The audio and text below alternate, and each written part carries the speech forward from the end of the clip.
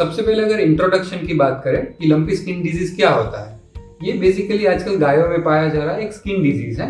इसका original technical name goat pox या sheep pox है, बिकॉज ये आज तक गोट्स और शीप्स में पाया जाता था, बट पिछले 1-2 साल से ये गायों में ज़्यादा पाया जा रहा है। जैसे इस साल अगर देखें तो सौराष्ट्र और कच्छ में ये काफ़ी भारी मात्रा में दिखा जा रहा है और इसमें डेथ्स भी बहुत हुई है।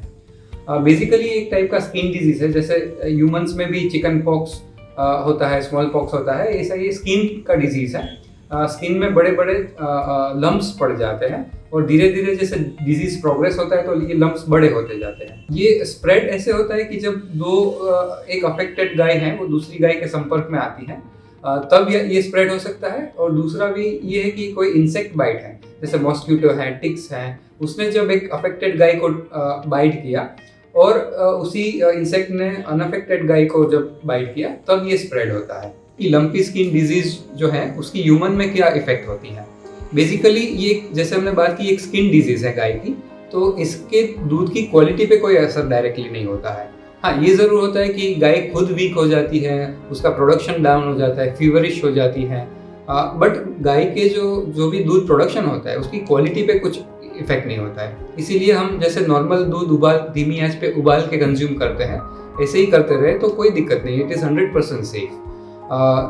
ये एक बाय गॉड्स ग्रेस और हमने जो भी प्रिकॉशंस अभी तक लिए हैं उसके चलते गौनीति की सारी गाय अनअफेक्टेड है, लंपी स्किन डिजीज किसी को भी नहीं है। अगर कॉमन जनरल बात करें तो काफ़ी फार्मर्स की गाय अफेक्ट हुई है और वो फार्मर्स भी काफ़ी स्ट्रेस में हैं, उनको फाइनेंशियल लॉसेस भी काफ़ी हुए हैं। और जैसे हमने पहले बात किया कि ये दूध कंज्यूम करने से डायरेक्टली ह्यूमन में कोई इफेक्ट नहीं होता है, तो ये टाइम समझदारी का है, मैच्योरिटी दिखाने का है, और जिस भी फार्मर से आप दूध ले रहे हैं उनको सपोर्ट करने का टाइम है। तो आप उनका दूध प्लीज़ बंद मत कीजिए, उनका एज इट इज़ शुरू रखिए, क्योंकि आपको डायरेक्टली इसकी कोई असर नहीं होने वाली है। तो पैनिक भी होइए नहीं और पैनिक स्प्रेड भी नहीं करिए, क्योंकि this is equally safe to consume milk of such cows. Lumpy skin disease के प्रिवेंशन और क्योर की सबसे बेसिक रूल ये है प्रिवेंशन का कि आप इसके वैक्सीनेशंस लगा लीजिए। प्राइवेट से भी मिल जाएंगे, गवर्नमेंट क्लिनिक्स से वहाँ से भी मिल जाएंगे।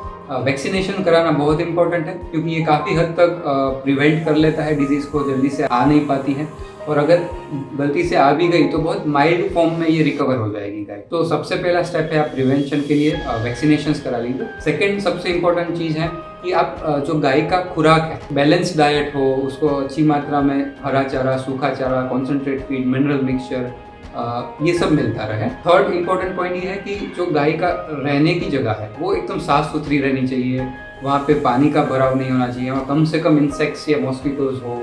ये सब हाइजीन का बहुत इंपॉर्टेंट है, क्योंकि ये स्प्रेड भी उसी से होता है। तो ये 3 अगर मेन चीज़ें हमने ध्यान रख ली तो काफ़ी हद तक प्रिवेंशन हो जाएगा।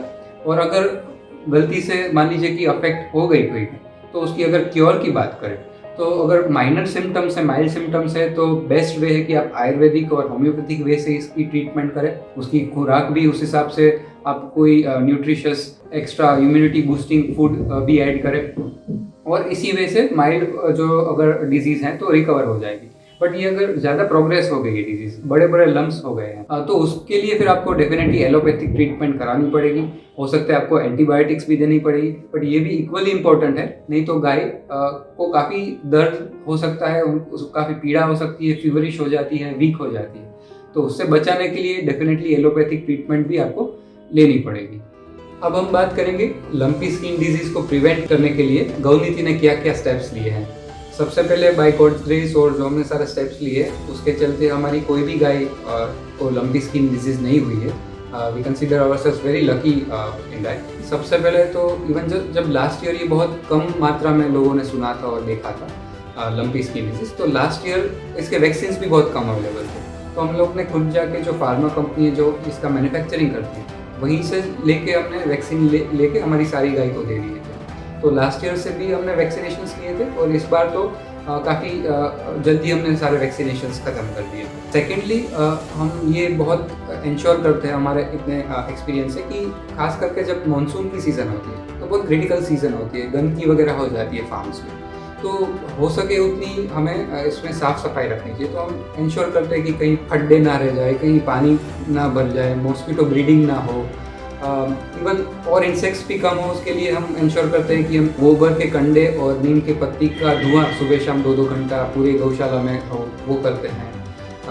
वेंटिलेशन और ये सब अच्छे से मेंटेन हो, वॉशिंग और क्लीनिंग प्रॉपर हो, पूरा जो शेड है गाय को रहने की जो जगह है, तो हम ये भी इंश्योर करते हैं कि बाहर की कोई गाय हमारे फार्म पे ना आ जाए गलती से, जिसके कारण डिजीज स्प्रेड होने के चांस आ जाते हैं। हमारी गाय हमारे प्रीमाइसेस में ही एक बड़ा वाड़ा है, उसी में घूमती रहती है दिन में, कहीं बाहर की किसी गाय के कांटेक्ट में नहीं आती है। तो ये सब स्टेप्स काफ़ी इंपॉर्टेंट है प्रिवेंशन के लिए। और जो दूसरा सबसे इम्पोर्टेंट एस्पेक्ट है कि उसकी फीड और फॉडर कैसी हो, तो हम इंश्योर करते हैं कि बेस्ट क्वालिटी का green fodder, dry fodder, concentrate feed, ये सब एक बैलेंस्ड मात्रा में मिलता रहे। इम्यूनिटी के लिए उसको मिनरल मिक्सचर है, कुछ कुछ जड़ी बूटियाँ हैं वो रेगुलर मिलती रहे, गुड़ मिलता रहे। तो ये सब के चलते उनका डाइजेशन बहुत अच्छा होता है। नीम के पत्ते खिलाते हैं जिनसे अगेन पेट के डाइजेशंस के इशू नहीं रहते हैं। तो ये सब के चलते बहुत हेल्थी रहती है गाय, डाइजेशन अच्छा रहता है और इसके चलते इम्यूनिटी भी काफ़ी अच्छी होती है। तो ओवरऑल ये सब करने से हमारी कोई भी गाय अफेक्ट नहीं हुई है। और we are confident that none of the customers of Gauniti need to worry even for a moment about these diseases spreading in our farm.